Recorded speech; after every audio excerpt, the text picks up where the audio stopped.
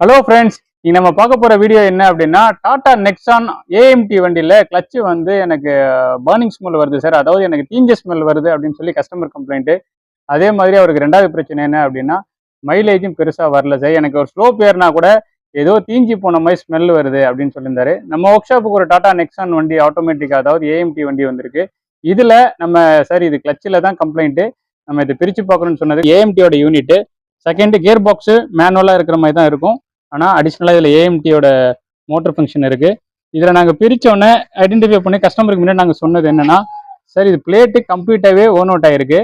Second thing, ரெண்டு சைடுமே ஈவனாக ஓன் அவுட் ஆகிருக்கனால இந்த பிளேட்டில் இருக்க இந்த மார்க்கிங் எல்லாமே அழிஞ்சிருச்சு. இப்படி இருந்தது அப்படின்னா டெஃபினட்டாக உங்களுக்கு வண்டி பிக்கப் இருக்காது, பர்னிங் ஸ்மெல் அதிகமாக வரும். இதையும் நம்ம கவனிக்காமல் வண்டி ஓட்டினோம் அப்படின்னா ஒரு கட்டத்தில் வண்டி வந்து பிரேக் டவுன் ஆயிரும் ஃப்ரெண்ட்ஸ். இது ப்ரெஷர் பிளேட்டு.